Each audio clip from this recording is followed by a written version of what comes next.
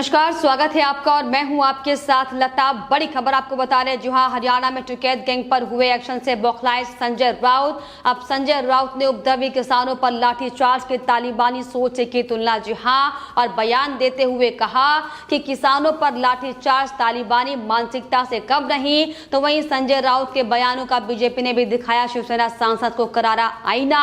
साथ ही साथ देश की जनता ने भी संजय राउत को दिखाया है आईना। जी हां, एक बार फिर से तालिबानी सोच रखने वाले शिवसेना के नेता संजय राउत का शर्मनाक बयान सामने आया है। वो संजय राउत महाविकास अघाड़ी के साथ मिलकर कई सालों से महाराष्ट्र में तालिबानी तानाशाह चला रहे हैं। देश में उपद्रव मचाने वाले तथाकथित किसानों नेताओं का साथ देकर खुद की तालिबानी मानसिकता को बयां कर चुके हैं। लेकिन अब वही संजय राउत सिर्फ और सिर्फ किसानों के नाम पर राजनीति करने के मकसद से मोदी सरकार को तालिबानी मानसिकता की सरकार बताते नजर आ रहे हैं। जी हां, दरअसल आपको बताते चले कि हरियाणा में हुए किसानों के उपद्रव पर सवाल उठाने की बजाय पुलिस की ओर से किए गए लाठीचार्ज को लेकर संजय राउत की अब बौखलाहट सामने आई है, क्योंकि संजय राउत ने शर्मनाक बयान देते हुए ये कहा है कि किसानों पर हमला देश के लिए शर्मनाक घटना है। ये एक तरह की तालिबानी मानसिकता को दर्शाता है। जी हां,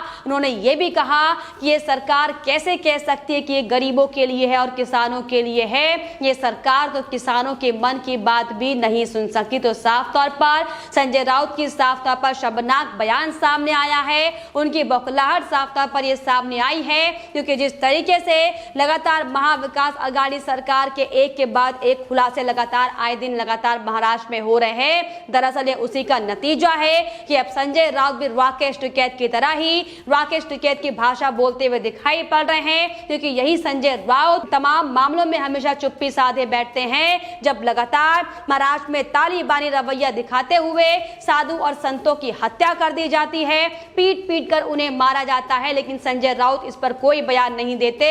जब बेवजह मशहूर अभिनेत्री कंगना रनौत का ऑफिस तोड़ दिया जाता है, इस पर भी संजय राउत को कुछ भी तालिबानी नहीं लगता। मोटी वसूली के लिए देश के जाने माने उद्योगपतियों के घर के बाहर विस्फोटक पदार्थ रखने का काम उसे किया जाता है और कई सालों तक अपनी राजनीतिक ताकतों का इस्तेमाल कर सिर्फ और सिर्फ एक महिला का शोषण करने का काम संजय राउत की ओर से किया जाता है। लेकिन तमाम मामलों पर बात नहीं करते संजय राउत। लेकिन संजय राउत को यह तालिबानी रवैया नहीं लगता, लेकिन सिर्फ और सिर्फ अपनी राजनीति को आगे बढ़ाने के लिए किस तरीके से बीजेपी पर हमला किया जाए, किस तरीके से मोदी सरकार को घेरने का काम किया जाए, इसी वजह से लगातार संजय राउत अपनी बौखलाहट साफ तौर पर दिखाते हुए दिखाई पड़े हैं। लेकिन आपको बताएं कि संजय राउत की दरअसल वो बौखलाहट है जो लगातार राजनीतिक संकट इस वक्त महाराष्ट्र में शिवसेना के ऊपर पड़ा हुआ है। किस तरीके से एक के बाद एक तमाम पोल पट्टी अब शिवसेना की सबके सामने आ रही है और कैसे महाविकास अघाड़ी सरकार ने सिर्फ और सिर्फ धांधेबाजी कर सरकार बनाई, ये हालांकि सबको पता है। और किस मकसद से, सिर्फ और सिर्फ धांधली करने के मकसद से जो सरकार महाविकास अघाड़ी सरकार का गठन किया गया था, उसका भी खुलासा अब साफ तौर पर एंटीलिया केस आने के बाद खास तौर पर सामने सबके आता रहा है। और अब जिस तरीके से महाविकास अघाड़ी में जो परिवहन मंत्री अनिल परब है, उनकी भी किस तरीके से ईडी का शिकंजा उनके खिलाफ कस चुका है। और लगातार अब बीजेपी यानी कि केंद्रीय मंत्री नारायण राणे ने साफ तौर पर यह भी कह दिया है कि वो 39 सालों का खुलासा शिवसेना का करेंगे। दरअसल ये बड़ी वजह है कि लगातार संजय राउत अब बौखलाते हुए दिखाई पड़ रहे हैं। किस तरीके से अपने राजनीतिक संकट पर जो उनका लगातार संकट बरकरार है, उसे कैसे बचा जाए, कैसे लोगों के माइंड को डाइवर्ट किया जाए, इसको लेकर तमाम तरह के पैंतरे अब शिवसेना के नेता आजमाते हुए दिखाई पड़ रहे हैं। और यही दरअसल बड़ी वजह है कि लगातार एक के बाद एक किसान आंदोलन की पोल खुलने के बावजूद भी इसकी निंदा करने की बजाय, इसकी आलोचना करने की बजाय संजय राउत तालिबानी कहकर सरकार को, इन किसान आंदोलन के तमाम उन गिंडे गुंडे नेताओं को और श्रेय देते दिखाई पड़ रहे हैं। जी हाँ, दरअसल आपको बताएं कि हरियाणा के करनाल में किसानों का नकाब पहने उपद्रवियों ने कृषि कानूनों को लेकर जमकर उपद्रव मचाने का काम किया था और उपद्रव मचाने की साजिश से हंगामा किया गया था, जिस पर नियंत्रण करने के लिए हरियाणा पुलिस की ओर से इन पर लाठी चार्ज किया गया था। क्योंकि जिस तरीके से प्रदर्शन की जगह चिन्हित करने के बावजूद भी इन तथाकथित किसानों ने नेशनल हाईवे को जाम करने का काम किया था और बार बार पुलिस के समझाने के बाद भी लगातार किसान नेता अपने गुंडागर्दी पर उतार जुझारू थे, जिसके बाद उन्हें शांत करने के लिए पुलिस को लाठीचार्ज करना पड़ा था। लेकिन आपको बताएं कि यही नहीं, बीजेपी की प्रदेश स्तरीय बैठक में शामिल होने आ रहे बास्ताला टोल पर भी बीजेपी प्रदेशाध्यक्ष ओम प्रकाश धनखड़ की गाड़ी के सामने भी किसानों ने जमकर गुंडागर्दी करने का काम किया था। उनकी गाड़ी को रोकने के लिए लगातार उनके खिलाफ नारेबाजी की गई थी। इस दौरान आपको बताएं कि जमकर उन्हें रास्ते पर रोकने का काम किया था, जिसके बाद साफ तौर पर पुलिस की ओर से कड़ी कार्रवाई करनी पड़ी। लेकिन इसकी निंदा करने की बजाय लगातार संजय राउत अपनी बौखलाहट दिखाते हुए नजर आ रहे हैं। हालांकि आपको बताएं, इस पूरे मामले को लेकर हरियाणा के मुख्यमंत्री मनोहर लाल खट्टर ने भी साफ तौर पर अपनी सख्ती दिखा दी है। उनका साफ तौर पर बयान ये सामने आया था कि अगर इस तरीके से कोई भी इस तरह का व्यवधान कार्यक्रम में डालता हुआ दिखाई पड़ेगा और इस तरीके से व्यवधान डालना लोकतंत्र विरोधी कदम है और इस पर अब कार्रवाई की जाएगी। और अगर किसानों को प्रदर्शन ही करना था तो शांतिपूर्वक तरीके से करते, हमें कोई आपत्ति नहीं होती। लेकिन जिस तरीके से पुलिस पर पत्थर मारे गए हैं, हाईवे पर जाम किया गया, तो कानून अपना काम करेगा और जाम के दौरान जिसका कसूर होगा उसके खिलाफ दरअसल कार्रवाई होगी। इस साफ तौर पर हरियाणा के मुख्यमंत्री मनोहर लाल खट्टर का बयान साफ तौर पर आया था। हालांकि इसके बाद राकेश टिकैत की भी बौखलाहट सबके सामने आई थी और अपनी तालिबानी मानसिकता को एक बार प्रदर्शित करते हुए राकेश टिकैत ने बयान देते हुए ये कहा था कि देश में सरकारी तालिबानों का कब्जा हो चुका है, देश में सरकारी तालिबानों के कमांडर मौजूद हैं, इन कमांडर की पहचान करनी होगी। जिन्होंने आदेश दिया सर फोड़ने का, वही दरअसल कमांडर हैं। टिकैत ने यह भी साफ तौर पर कहा कि इस घटना ने साबित कर दिया है कि वो बल की मदद से देश पर नियंत्रण करना चाहते हैं, लेकिन हम उन्हें सफल नहीं होने देंगे। और अब इन्हीं के बयानों की तरह पे, इन्हों की भाषा के तर्ज पर संजय राउत अपने बयान देते हुए दिखाई पड़े, जो कि वाकई बेहद ज्यादा शर्मनाक है। लेकिन आपको बताएं कि लगातार जिस तरीके से मोदी सरकार से लेकर अलग अलग राज्य सरकारों का अब किसान आंदोलन को लेकर अपना एकदम सख्त निर्णय सामने आ रहा है, क्योंकि हाल ही में सुप्रीम कोर्ट की ओर से भी साफ तौर पर सख्त लहजे में कहा जा चुका है कि राइट टू प्रोटेस्ट के जरिए आप किसी भी तरीके से रास्ते में व्यवधान डालने का काम नहीं कर सकते,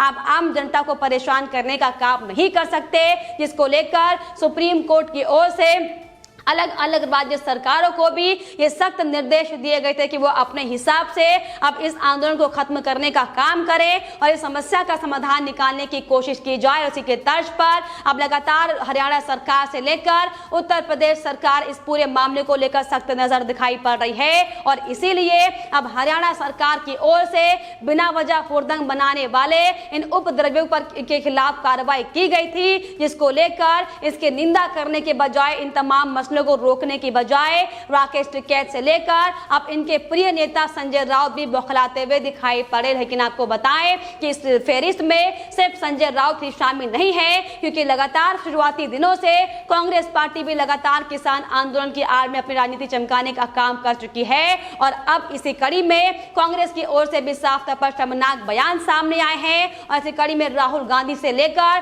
प्रियंका गांधी वाड्रा ने भी प्रदर्शन कर रहे किसानों पर पुलिस कार्रवाई को लेकर इस पर सवाल उठाए हैं। हरियाणा सरकार पर निशाना साधने का काम राहुल गांधी और प्रियंका गांधी वाड्रा ने किया है। जो हां, राहुल गांधी ने दरअसल ट्वीट करते हुए कहा है कि एक बार फिर से किसानों का खून बहाया गया है, भारत का सिर शर्म से झुक गया है। राहुल गांधी ने अपने ट्विटर हैंडल पर यह भी साफ तौर पर लिखा है कि घायल किसानों की एक तस्वीर को साझा करते हुए और साथ ही साथ इसके अलावा प्रियंका गांधी ने भी इस पर सोशल मीडिया पर लिखा था कि किसान अपनी मेहनत से फसल उगाते हैं और बीजेपी सरकार डंडों से उनका खून बहाती है। किसानों पर इस्तेमाल किया जाने वाला एक एक डंडा बीजेपी सरकार के ताबूत में कील होगा। दरअसल आपको बताएं कि इन तमाम विपक्षी नेताओं का एजेंडा सिर्फ और सिर्फ एक है कि किस तरीके से इस किसान आंदोलन की आड़ में मोदी सरकार के खिलाफ तमाम तरह के परपंच रचे जाए और इसीलिए अब जब सुप्रीम कोर्ट भी साफ तौर पर इस आंदोलन को लेकर सख्त रवैया अपना चुका है, तो किस तरीके से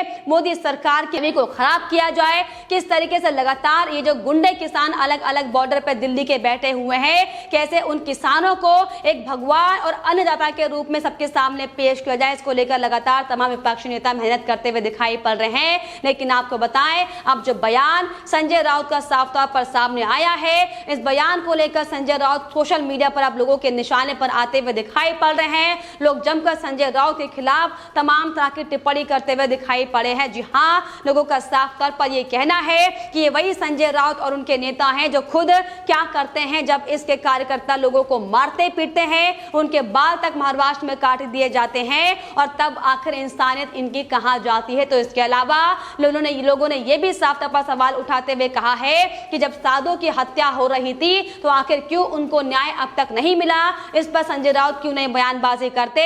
और लोगों का यह भी साफ तौर पर कहना है कि लाठीचार्ज होना कोई बड़ी बात नहीं है, क्योंकि भीड़ को तितर बितर करने के लिए इस तरह के लाठीचार्ज का इस्तेमाल किया जाता है। लेकिन क्योंकि ये लाठीचार्ज सिर्फ और सिर्फ बीजेपी शासित राज्य में किया गया है, इसलिए इसका राजनीतिक मुद्दा इसे बनाया जा रहा है और मोदी सरकार को तालिबानी सरकार बताया जा रहा है, जो कि वाकई बेहद ज्यादा शर्मनाक बयान है। जी हां, तो साफ तौर पर जिस तरीके से लगातार अब राकेश टिकैत के किसान आंदोलन की उल्टी गिनती शुरू हो चुकी है, अब दरअसल यही बड़ी वजह है कि टिकैत गैंग से लेकर तमाम टिकैत गैंग के प्रिय नेता बौखलाते हुए दिखाई पड़ रहे हैं। और यही दरअसल खास वजह है कि अब राकेश टिकैत पर जो एक्शन लगातार तमाम राज्य सरकारें कर रही हैं, इन एक्शन से घबराते हुए, इन एक्शन से बौखलाते हुए शिवसेना के सांसद संजय राउत का भी शर्मनाक बयान अब सामने आया है। लेकिन फिलहाल इस पर आपकी क्या राय है, हमें कमेंट बॉक्स में जरूर लिखिएगा। साथ ही साथ हमारे चैनल को सब्सक्राइब करना भी ना भूलें।